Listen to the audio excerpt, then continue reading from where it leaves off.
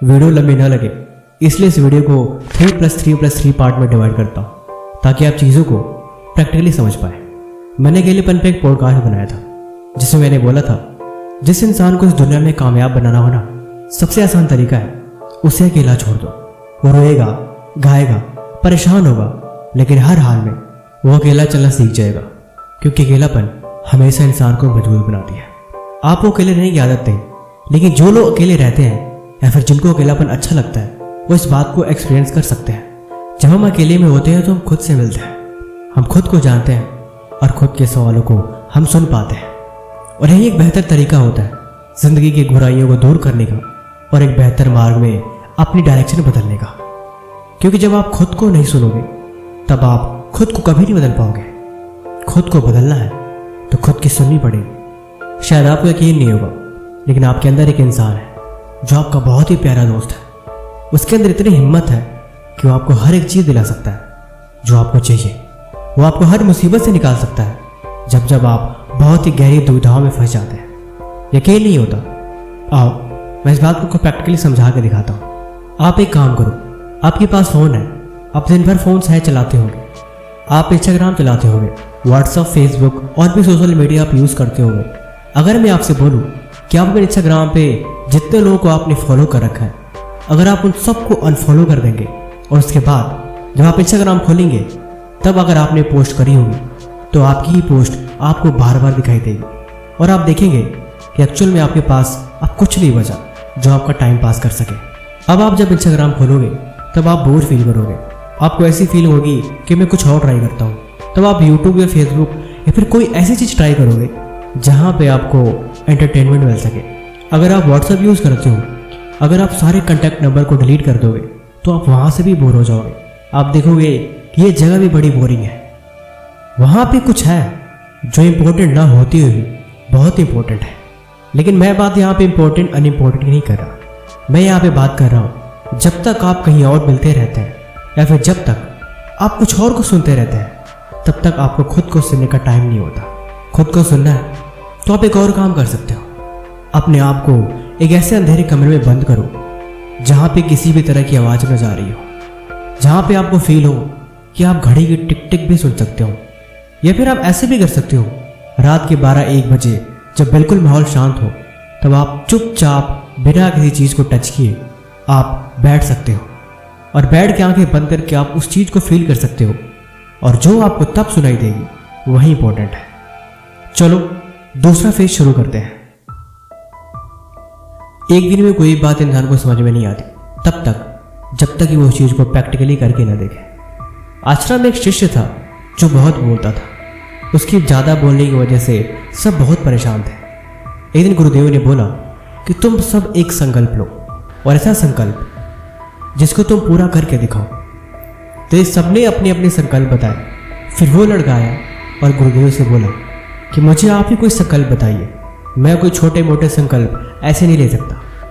गुरुदेव ने बोला अगर तुम सच में कोई संकल्प पूरा करना चाहते हो तो तुम ऐसा करो कि तुम 1 महीने तक चुप रह के देखो। तुम्हें 1 महीने तक किसी से बात नहीं करनी, किसी से कोई विचार विमर्श नहीं करना और किसी से किसी भी तरह का सवाल जवाब नहीं करना। लड़के ने सोचा ये क्या तरीका है। लड़के ने सोचा ये तो बहुत ही आसान काम दे दिया, ये भी कोई बात होती है, चुप ही तो रहना है, चलो चुप रह के देखते हैं। हालांकि उस लड़के को बचपन से बोलने की बहुत आदत थी। वो जोश में चला गया और बोला ठीक है, आज के बाद मैं 30 दिन तक चुप रह के दिखाऊंगा, मैं कुछ नहीं बोलूँगा। लेकिन जहाँ उसने 1 घंटे बिताया उसको घबराहट होने लगी। धीरे धीरे 2 घंटे बीते और फिर शाम होने को आई। एक दिन में उसकी हालत इतनी बुरी हो गई जैसे वो बस उसका दम घुटने वाला है। वो गुरुदेव के पास आया और लिख कर बताया मुझे बेचैनी हो रही है, मेरा दम घुट रहा है, ऐसे लग रहा है जैसे कि अंदर मेरी सांस फूल रही हो, मुझे बेचैनी हो रही है, क्या मैं बोल सकता हूँ? गुरुदेव ने बोला तुम ये वचन तोड़ तो सकते हो, लेकिन तोड़ने से तुम खुद को कमज़ोर बना दोगे। संकल्प जरूरी है। अगर तुमने संकल्प लिया है तो तुम उस संकल्प को पूरा करके दिखाओ, तभी मैं तुमसे जाऊँ।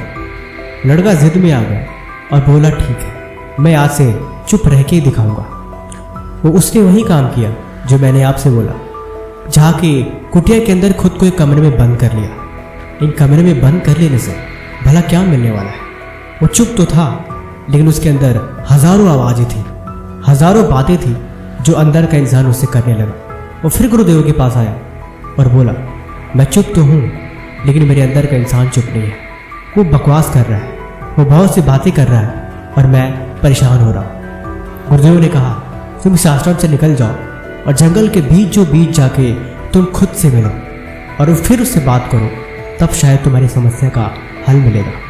वो लड़के ने उस आश्रम को छोड़ दिया और जंगल के बीचों बीच चला गया, जहाँ पे से पशु पक्षियों और पेड़ पौधों के अलावा दूर दूर तक कोई इंसान नहीं, किसी भी तरह की कोई बातचीत नहीं, और उसके अलावा वहाँ पे किसी से भी मिलने की कोई संभावना नहीं। वो वहाँ बैठ गया और 2 महीने तक आश्रम में नहीं आया। सब लोग डर गए कि शायद वो मर तो नहीं गया। आखिर क्या हुआ?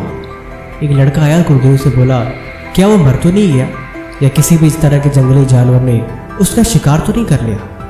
गुरुदेव ने कहा, शिकार शायद कर सकते हैं, लेकिन यह भी हो सकता है कि उसे वो चीज़ मिल गई हो जो ढूंढने के लिए वो यहाँ से गया था। अब लगभग काफ़ी समय गुजर गया, 3 महीने हो गए, लेकिन अभी तक वो लौट के नहीं आया। अब लगभग सबने मान लिया था कि पक्का वो इस दुनिया में नहीं रहा, किसी जंगली जानवर ने उसे खा लिया होगा।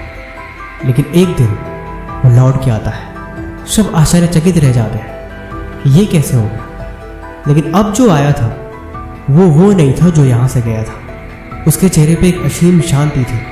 ऐसे लग रहा था मानो जैसे कि वो अंदर से बिल्कुल एक शांत समुंदर बन चुका हो। सब हैरान थे। आखिरकार वो परिवर्तन उसे महसूस हुआ। उसने बताया कि अकेलेपन में बहुत शक्ति है, लेकिन इस बात को वही लोग समझ सकते हैं जिसने इसको अभ्यास किया हो। अकेलापन आपको महान बनाता है।